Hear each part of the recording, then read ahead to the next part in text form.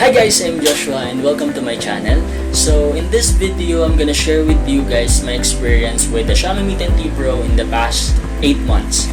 So nakuha ko yung Mi 10T Pro ko last December, so last week ng December. So nagamit ko siya since January hanggang ngayon. So bali 8 months na nakalipas. Mahaba-haba na rin yung pinagsamahan namin ng Xiaomi Mi 10T Pro, and I'm gonna share with you guys if after all these months ba, worth it pa ba na bilhin ang Xiaomi Mi 10T Pro, especially ngayon na palabas na yung Xiaomi 11T Pro sa September 15. So let's find out. Here's a quick recap of the Xiaomi Mi 10T Pro 5G specifications. So ito yung Xiaomi Mi 10T Pro ko. So makikita nyo, binili ko siya ng case, so from Shopee, and it's a shockproof case from Shandy Philippines. Ang Xiaomi Mi 10T Pro ko talaga is Cosmic Black. Super elegant niya sa likod. Pero fingerprint packed, so nilagyan ko siya ng carbon film para na rin sa grip kapag hindi ako nagkikicks. Ayun. So let's start na. What do I love about the Xiaomi Mi 10T Pro after all these months? So first of all, I love the design. Super ganda talaga ng design niya for an upper mid-range phone. Akalain mo talaga na flagship phone siya, and hindi mo akalain na ganun talaga yung price point niya, na nirelease siya sa PH na like 23k ang starting price. Hindi mo akalain na metal glass sandwich siya. Medyo malaki lang yung camera bump sa taas, pero para sa akin naman kasi nag-case naman ako agad eh. So parang kapag naka-case ka, hindi naman noticeable yung camera bump. Tsaka hindi ko naman ginagamit yung phone ko nang nakaganito. So yeah, hindi ko iniinda yung, para sa akin hindi ko iniinda yung camera bump. Kahit yung sa Mi 11 Ultra tsaka Mi 10 Ultra na camera bump, para sa akin is okay lang sa akin. So let's move on. So meron tong 144Hz refresh rate. Ito yung isa sa pinakagusto kong features talaga na sa Xiaomi Mi 10T Pro. Marami nagko-complain na sabi nila, bakit hindi nag-AMOLED screen ang Xiaomi Mi 10T Pro. Tingin ko isa yun sa sacrifices nila para mapababa yung price sa ganitong price point. Kasi diba, yung Mi 10 series is naka-AMOLED sila lahat. Ang Mi 10T Pro at saka Mi 10T is naka-IPS display sila. So ako, nanggaling ako sa Xiaomi Mi 8 Pro before ako mag-upgrade sa Xiaomi Mi 10T Pro. And tingin ko, para sa isang nanggaling sa AMOLED, hindi ako nanibago masyado sa IPS. So hindi ko nga lang magamit yung mga super wallpapers or yung mga always on display. Pero para sa akin naman, hindi ko na masyadong ginagamit yung always on display. So para sa akin, hindi masyadong loss yung AMOLED. Kasi meron naman akong super high refresh rate, which is 144Hz, which is super sarap gamitin. So actually, nung unang part ng pagbili ko, siguro ng mga January, mga early, siguro nung unang part ng experience ko sa Xiaomi Mi 10T Pro, yung mga January, February, ang ginagamit ko lang talaga is 90Hz kasi natatakot ako na baka malobat agad, ganyan. Pero nung mga gitna-gitna na, so pinalitan ko na siya. So ginawa ko na talagang 144Hz talaga yung paggamit ko.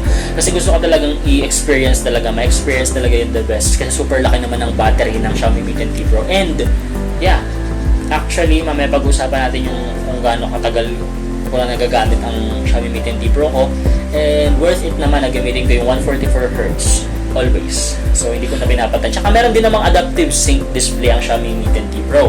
Yun ang maganda dito. Nag-a-adapt yung screen niya sa kung ano yung content na dinidisplay ng phone mo. So kung video, babaan niya yung refresh rate mo. Kung nag-scroll ka, tataasan yung refresh rate mo.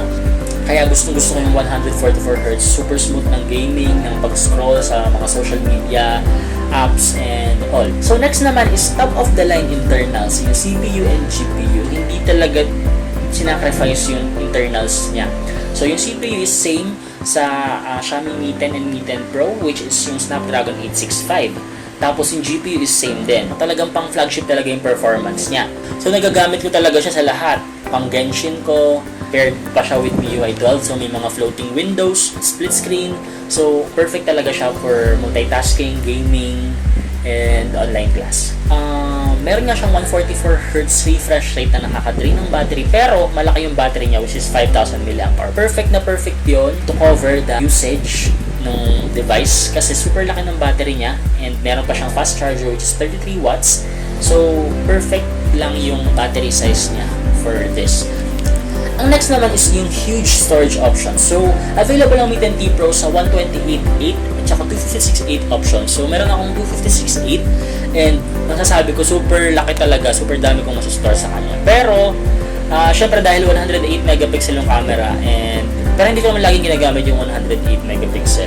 Pero kahit na super laki pa rin ang mga shots niya. Ang mga shots niya like 15 MB, 13 MB per shot. So parang mabilis ding mapuno talaga yung storage na to. Pero dadako tayo sa next ulit niya na favorite ko talaga sa device na to, which is meron siyang HEIFF format support. So pwede kang mag-shoot and store siya as HEIFF yung image mo. So HEIFF ba yung tawag doon? Hindi ko alam kung HEIFF talaga yung bahasa. Basta HEIF. So ano ba yung HEIFF? So in-announce siya ng Xiaomi I think sa Xiaomi Mi 10 series nagsimula yon. So dito is pwedeng ma-store yung image na kinakapture natin as HEIFF format instead of JPG. So ang HEIFF format is mas maliit niyang ini-store yung image pero almost same quality, and sabi pa nga nila mas better pa yung quality. And para sa akin naman almost same nga lang yung quality niya sa JPG. So para sa akin okay lang na gamitin. And kung masasabi nyo man na hindi lahat ng devices supported yung HEIFF format, merong option ng Xiaomi na parang kapag i-share mo siya sa ibang device, may option na automatic na i-convert niya yung images from HEIFF format to JPG. Pero kapag sinend mo siya as HEIFF to JPG sa ibang device, halimbawa phone to phone, mawawala yung EXIF data niya. Pero ang alam ko naman kapag sa laptop transfer naman siya or sa ibang device is okay naman yung nandun pa rin yung EXIF details niya. Ang next naman is yung dual stereo speaker system. So yung super ganda niya kasi stereo yung speakers niya. So kapag nag-gaming talaga ako, super ganda niya kapag mga FPS games tulad ng COD, mga PUBG or mga ROS. So super perfect siya kasi kahit di ka mag-earphones, makikinig mo yung mga footsteps ng kalaban sa kung saan nanggagaling, kung sa left or sa right. Tapos kapag nakikinig ng music and nanonood ng video, super lakas. Actually kapag nag-Netflix, pag nagna-Netflix ako dito, super laki ng screen niya, tapos super lakas ng sound. Ginagamit ko lang talaga yung Netflix ko, kalahati lang talaga. So, mag-try tayo. Try natin.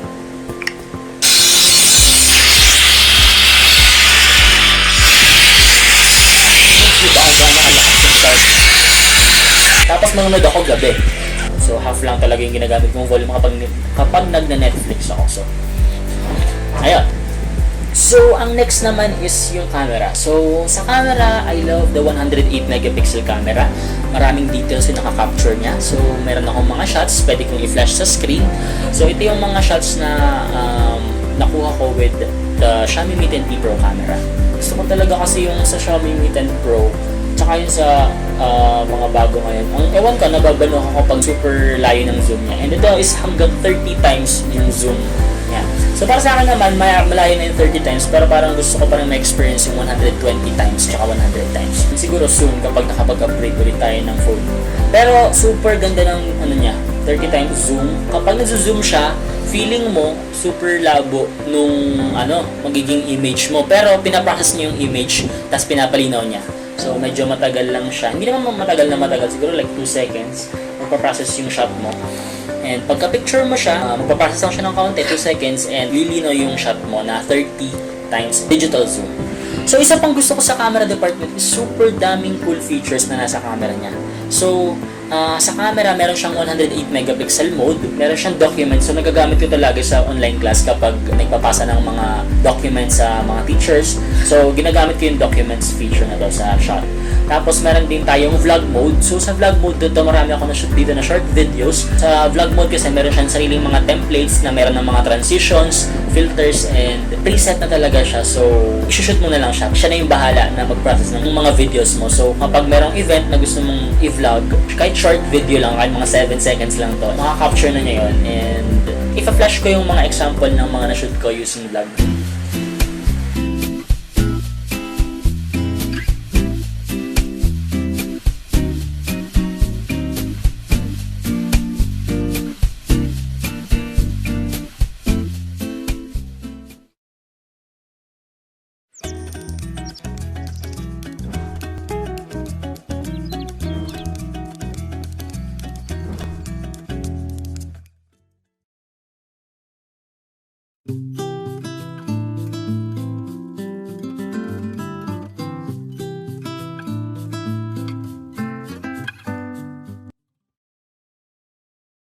Tapos meron din siya slow motion pero hanggang 120 fps lang.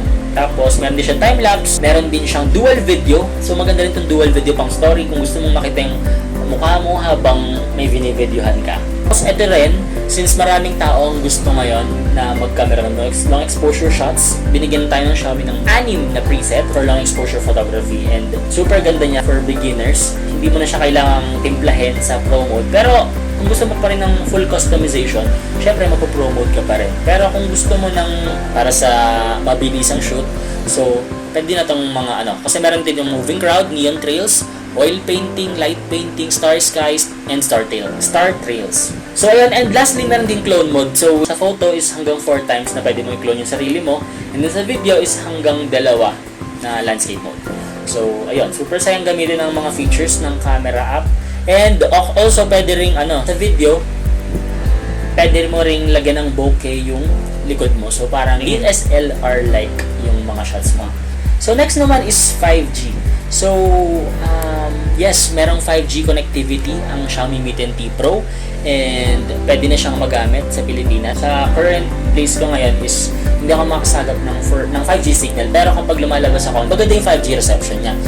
Maganda naman kung kahit na wala pang 5G signal sa mismong bahay namin, it's good to know na future-proof na yung device ko, na at least alam ko na 5G ready na siya.